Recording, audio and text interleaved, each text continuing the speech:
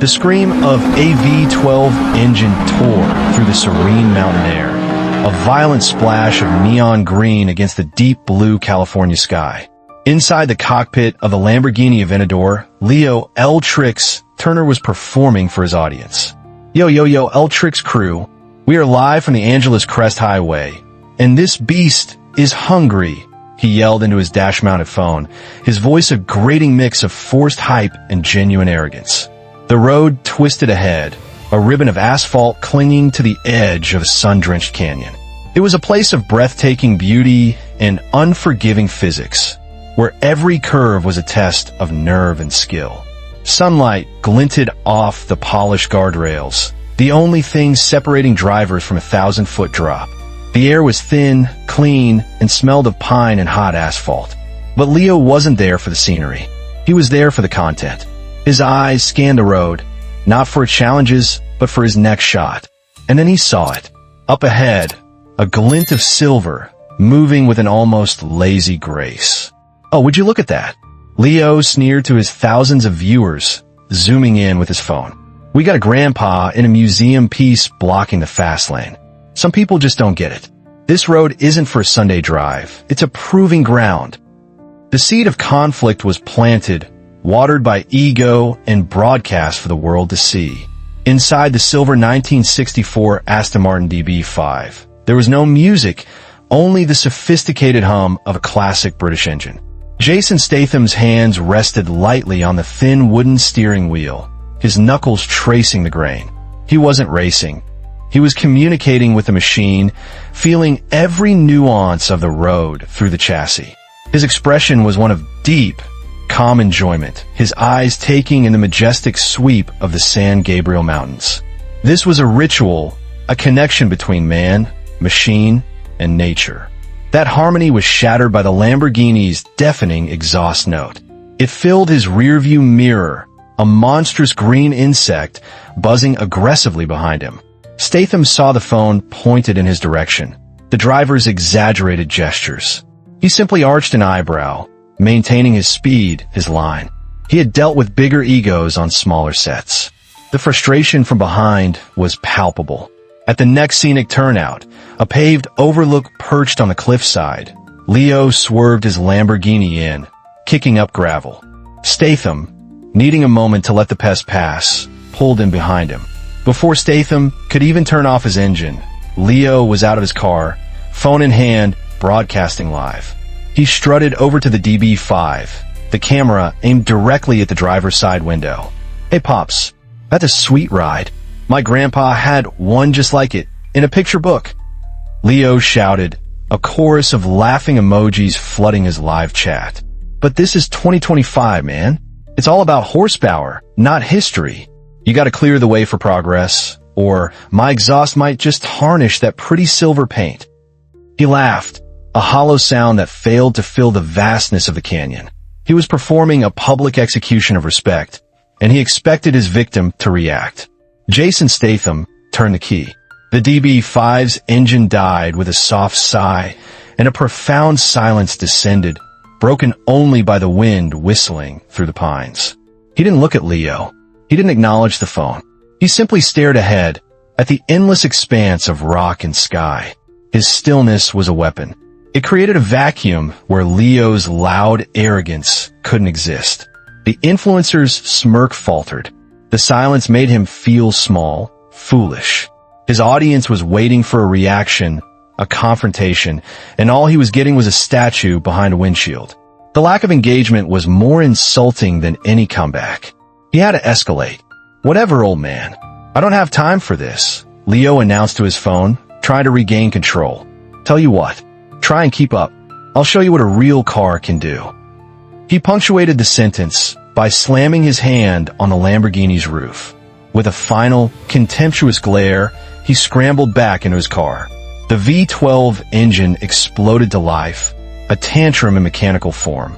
With a screech of tires that left black scars on the pavement, the green wedge rocketed out of the turnout and disappeared around the next bend. For a long moment, Statham remained motionless. The scent of burnt rubber hung in the air. He looked at the winding road ahead, a challenge that had now been made personal. He then looked down his own hands on the steering wheel.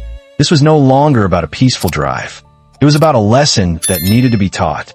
With deliberate, unhurried movements, he reached over and opened the glove compartment. He pulled out a pair of worn, cognac-brown leather driving gloves. They were soft with age, the knuckles slightly faded. He didn't just put them on. He drew them on, finger by finger, smoothing the leather over his skin with a practiced precision. It was a ritual, a transformation. The gentleman driver was gone. The professional had taken his place. He turned the key again. The Aston Martin's engine purred to life, not with a scream, but with a deep, confident baritone. It was the sound of quiet, controlled power. He pulled out onto the highway, the chase now officially on. The duel began as a study in contrasts. On the straightaways, the Lamborghini was a king, its massive engine devouring asphalt and pulling away with brutal efficiency.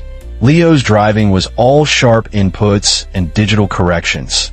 Heavy braking before a turn, a clumsy line through it, then flooring the accelerator on exit, letting the car's advanced traction control sort out his mistakes.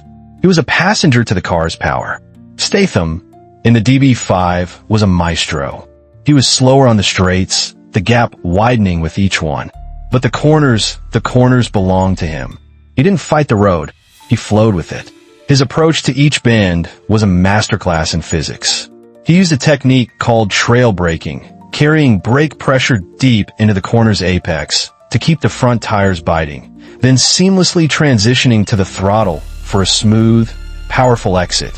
While Leo skidded and corrected, Statham carved a perfect geometric line. At a sharp, downhill hairpin turn, Leo locked his brakes, the ABS chattering as the car understeered dangerously toward the cliff edge. He wrestled it back onto the road, his face a mask of concentration and panic. Moments later, Statham entered the same turn. He flicked the wheel, induced a touch of oversteer, and drifted the classic car through the bend in one fluid, elegant arc. The gap between them shrank dramatically. The silver ghost of the DB5 became a permanent fixture in Leo's rearview mirror. It was unnerving. No matter how hard he pushed, how much power he used, he couldn't shake it. The pressure mounted. The live chat on his phone, which he could no longer look at, was likely a frenzy of panic and excitement. He was being outdriven, and he knew it. The final stage was a series of tight, consecutive bends known locally as the serpent spine. Enraged and desperate, Leo made a fatal error. He entered the first turn too fast, trying to use raw power to intimidate the man behind him. He clipped the apex, but the car was unsettled. Instead of correcting, he floored it, hoping to power through to the next bend. It was a move born of ego, not skill. As he wrenched the wheel for the second turn, the Lamborghini's rear tires, overwhelmed with power and lateral force, lost all traction. The world became a violent, screeching blur of green and gray. The car snapped sideways in a vicious 180-degree spin. With a final, horrifying shriek of rubber, the Aventador slammed to a halt, its rear bumper just inches from the guardrail and the abyss beyond. The engine stalled, and the canyon fell silent. The silence was absolute. It was deeper than just the absence of engine noise. It was the sound of a sudden, shocking conclusion. The only noise was the frantic ticking of the Lamborghini's cooling exhaust and the whisper of the wind over the canyon rim. Leo sat frozen in his carbon fiber seat, hands locked on the steering wheel in a death grip. His knuckles were white. His chest heaved, adrenaline and terror warring within him. His phone had flown from its mount, landing face down on the passenger floor mat, its digital connection to his world severed. The Aston Martin glided into view, its engine a soft burble. It didn't race past in triumph. It slowed, pulling up perfectly parallel to the disabled supercar. The driver's side window of the DB5 hummed down. Statham wasn't smiling. He wasn't angry. His face was a calm, unreadable mask. He looked at the stranded Lamborghini. Then his eyes met Leo's for the first time. He held the gaze for a heartbeat, a moment that stretched into an eternity. Then, he gave a single, slow nod. It wasn't a nod of victory or pity. It was a nod of finality, a statement. The lesson is over. Without another gesture, the window hummed back up. Statham engaged the clutch, and the DB5 pulled away as smoothly as it had arrived, its classic form disappearing around the next curve, leaving Leo alone with his failure. That was when the shame hit him. It was a physical blow, harder than any punch. He had built his entire identity on being the loudest, the fastest, the best. He had invited thousands of people to watch him humiliate a stranger, and instead, they had witnessed his own utter demolition. He hadn't been beaten by a faster car. He had been dismantled by a superior driver. His technology, his power, his noise, all of it had been rendered meaningless by quiet, effortless skill. He fumbled for his phone. The screen was cracked.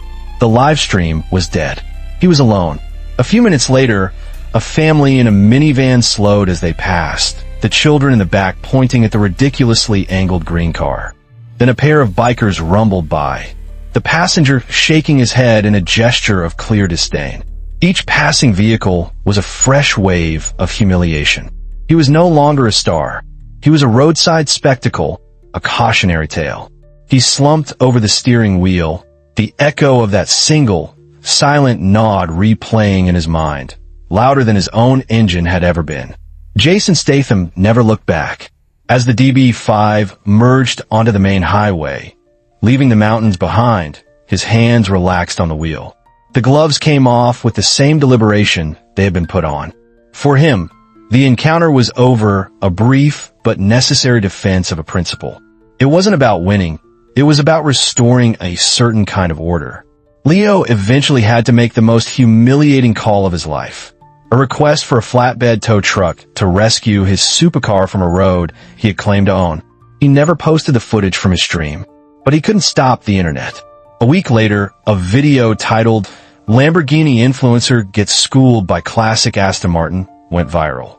It was shot from the dash cam of a car that had been behind them both. The footage was clear, undeniable.